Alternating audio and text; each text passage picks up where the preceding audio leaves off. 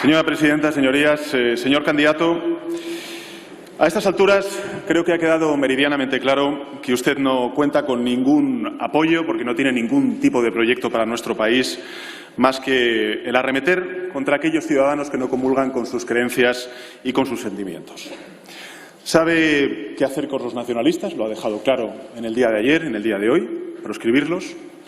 Sabe qué hacer con los comunistas, diezmarlos. Sabe qué hacer con los socialistas, echarnos, expulsarnos. Sabe qué hacer también con los seguidores de otros partidos políticos a la derecha, y es atraerlos, absorberlos, convertirlos a su credo.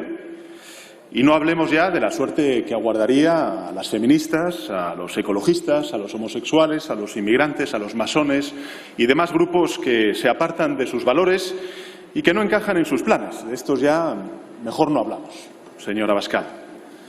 ¿Sabe qué hacer con los españoles que no piensan y sienten como usted? Que es obligarles a pensar y a sentir como usted, o si no, a proscribirlos. Pero el problema es, además, que no tiene ni la más remota idea de qué hacer con España. Para empezar, por ejemplo, con la segunda ola de la pandemia, ausente en el debate tanto de usted como del señor Casado a lo largo de esta mañana, que inquieta y está golpeando a España y está golpeando también al conjunto de la Unión Europea. Ni una sola idea, señorías, de cómo reforzar el sistema sanitario, ni una sola idea de cómo reestructurar y reformar el sistema de cuidados de nuestros mayores, ni una sola idea de cómo combatir la difusión del virus, excepto su célebre consigna en Núñez de Balboa de libertad. Pero se da la circunstancia, señor candidato, de que el virus se transmite entre personas, que no viaja solo. Y para limitar los contagios, pues tenemos que reducir la movilidad, tenemos que reducir los contactos entre personas. A mayor movilidad y mayor contacto, pues hay mayor contagio. Y ustedes quieren plena movilidad, contactos sin límite, y eso significa contagios sin freno. No tiene, señor candidato, un plan, ya no voy a decir sensato, ni medio sensato, para la recuperación, para la creación de empleo, para la transformación digital de nuestro país. Su única política económica, quedó claro ayer en los debates y hoy también esta mañana, es desregular los sectores productivos, regresar a una cierta autarquía económica, energética en un mundo globalizado. Es decir, su plan es como el de hace 80 años, ¿no? Aislarnos y quedar a merced de los mercados. Por tanto, no tiene un plan para el empleo, para la transición digital, para la transición energética, para el cambio climático, es más, lo niega. Y además lo niega sin ningún tipo de rubor ni de pudor, ¿no? Hay que recordar que ustedes presentaron una enmienda a la totalidad del anteproyecto de ley que presentó este Gobierno sobre cambio climático y ustedes, bueno, pues lo descalificaron como estafa y como camelo climático. Y luego ustedes hacen referencia a los jóvenes. Afortunadamente los jóvenes sí tienen interiorizado que el combate contra el cambio climático y las oportunidades que puede generar el combate contra el cambio climático son fundamentales no solamente para el hoy, sino también para el mañana que ellos tendrán. Ustedes no tienen un plan para las tensiones territoriales, salvo, ha quedado claro, suprimir el Estado autonómico y, por tanto, violentar el título 8º de la Constitución y restaurar el Estado centralista de cuando usted ya sabe, de hace 80 años. No tiene un plan para combatir la desigualdad, salvo fomentarla a través de una contrarreforma fiscal que lo que haría sería reducir los ingresos fiscales y, por tanto, pues hacer que la pobreza se extendiera, que la desigualdad se extendiera en todo nuestro país. No tiene un plan para alcanzar la igualdad de género, tampoco para combatir la violencia de género, excepto derogar la Ley de Igualdad y la Ley de Lucha contra la Violencia de Género. Pero lo mismo sucede con la formación profesional, con la educación, salvo, claro, el PIN parental, que se nos ha olvidado, pero que fue uno de los elementos del debate al principio de la legislatura. Con Europa, pues mejor suspender el espacio Schengen. Con la sanidad, salvo prohibir el aborto o eliminar la sanidad pública, usted no tiene nada más que ofrecer. Con el reforzamiento de nuestra Constitución, pues lo único que ofrece es suprimir el Tribunal Constitucional. En fin, usted, señor candidato, va a ser derrotado dentro de unos minutos y eso va a ser un alivio para todos nosotros y para todas nosotras.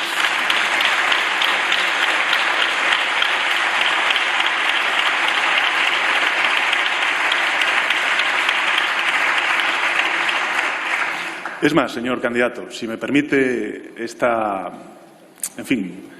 este comentario, yo creo que va a ser hasta incluso un alivio para usted mismo.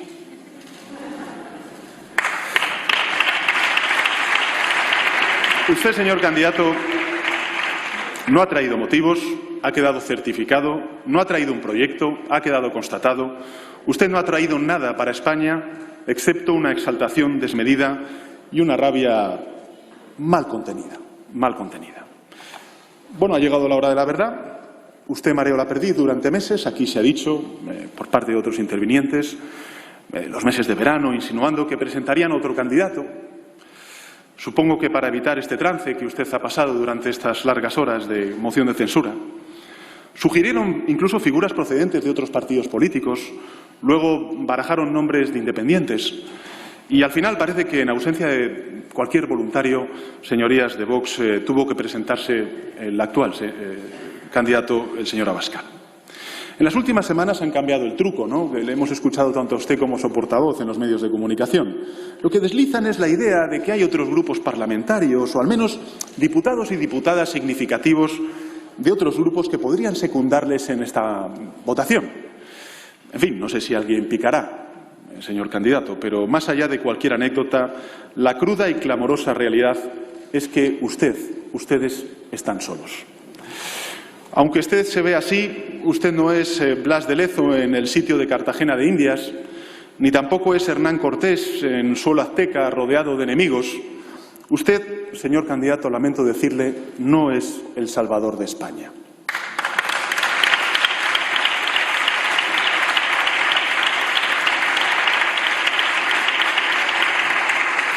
Usted es alguien que un día de julio sintió que España estaba en riesgo de desaparición y lo que hizo fue irse a un banco a firmar una hipoteca de 30 años para comprarse un chalet. Y a los 2 días presentó una moción de censura para salvar España y se volvió a disfrutar del chalecito unos cuantos meses hasta que presentó formalmente la moción de censura en el Congreso de los Diputados. Entretanto, sus secuaces se dedican a amargarle la vida a 2 miembros del Gobierno y a sus hijos porque les parece mal a ustedes que tengan un chalet.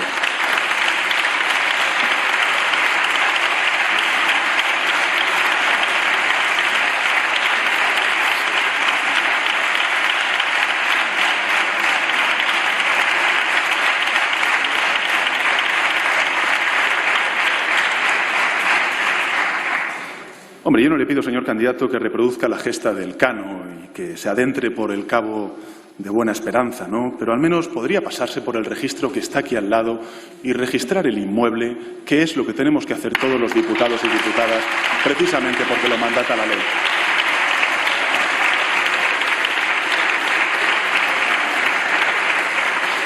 Usted no es el Salvador de España, afortunadamente para España, porque España ya tiene millones de salvadores y salvadoras, que mientras usted se daba golpes de pecho y chillaba aquí a lo largo de estas largas horas de moción de censura, la llevan salvando a esa España meses desde los hospitales, desde las escuelas, desde los supermercados, desde las comisarías, desde los cuarteles, desde las fábricas de todos los puntos de nuestro país. Usted, señor candidato, está solo. Orgullosamente solo, dirá usted, y yo se lo concedo, porque orgullo es lo que le sobra y modestia es lo que le falta.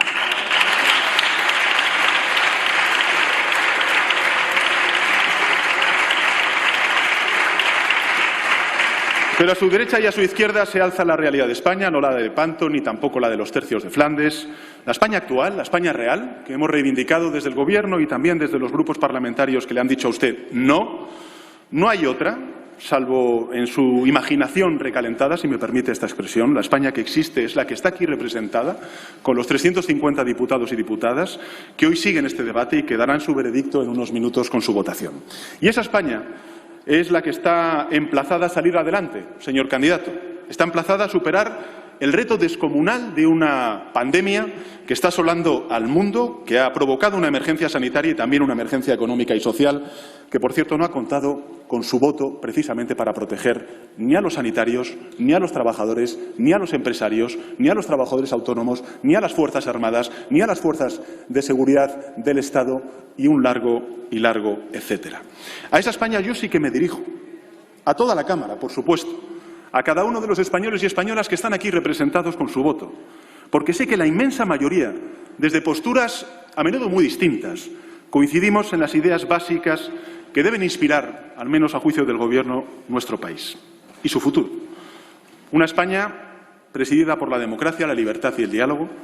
Una España donde los servicios públicos, y después, además de esta pandemia, yo creo que tenemos que reivindicarlo de una manera mucho más contundente, unos servicios públicos de calidad, con una protección social que lucha contra la desigualdad. Una Europa mucho más humanista de lo que tuvimos en el pasado, la igualdad entre hombres y mujeres, la ley y el Estado de Derecho, el empleo digno y las empresas solventes. Señorías, no coincidimos en todo, por eso hay distintos partidos que interpretan la realidad desde distintos prismas. Pero es mucho, más que suficiente para cimentar la convivencia. Esa es la España que llevamos construyendo desde hace ya más de 40 años, gracias a nuestra Constitución. A ese país es al que me gustaría dirigirme. A él me dirijo porque sé perfectamente que ninguno de los aquí reunidos, a excepción del candidato y los suyos, quiere ir hacia ningún otro lado, mucho menos la ciudadanía.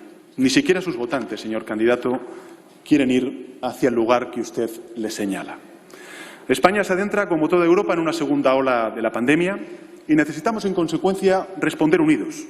Necesitamos, antes que nada, instituciones fuertes, legitimadas. Y por eso hago ahora mismo un llamamiento a toda la Cámara y, en especial, al partido que está bloqueando la renovación de esas instituciones constitucionales.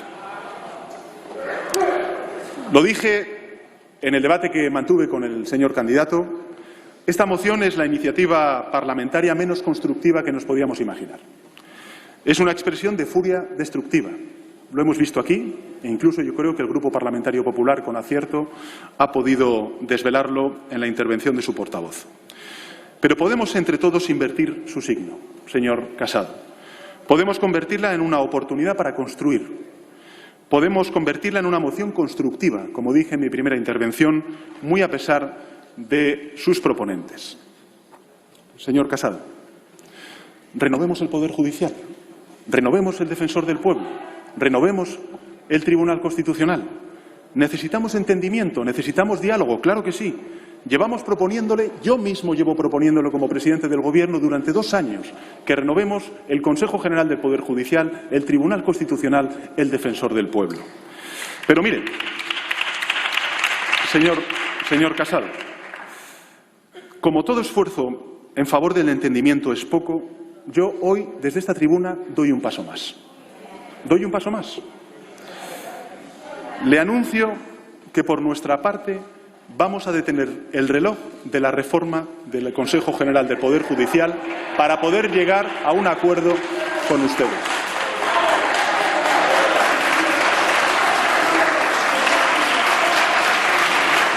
Debemos empezar ya. Cuanto antes.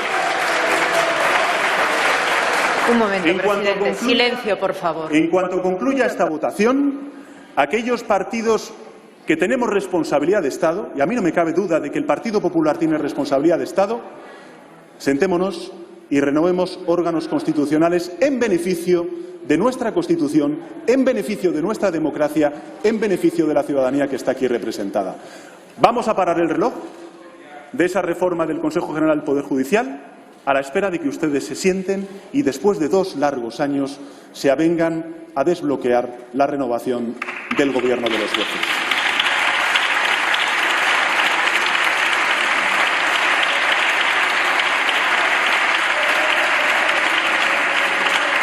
Y además de renovar y reforzar nuestras instituciones, tenemos otras grandes transformaciones que interpelan al conjunto de la Cámara, o al menos a la mayoría del conjunto de la Cámara. La transición ecológica, sin duda alguna, como fuente de bienestar, de prosperidad, de creación de empleo, de creación de empresa, de futuro, de solidaridad intergeneracional, la digitalización de la economía, la educación, la formación profesional, la ciencia, el Pacto de Toledo, el mercado de trabajo, la cohesión social, la igualdad entre hombres y mujeres. España, en definitiva, señorías, no desea retroceder, no acepta retroceder. Siempre que se ha sometido a este tipo de encrucijadas, siempre ha decidido mirar hacia adelante.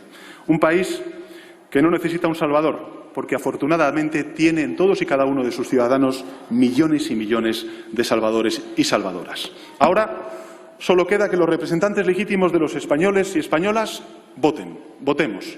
A través de ellos volverán a votar los ciudadanos y ciudadanas de nuestro país. Que hable España, que decidan de nuevo qué gobierno quieren y qué gobierno desean. La última palabra, señor candidato, señores de la ultraderecha, afortunadamente la tiene la democracia. Gracias. Muchas gracias, señor presidente.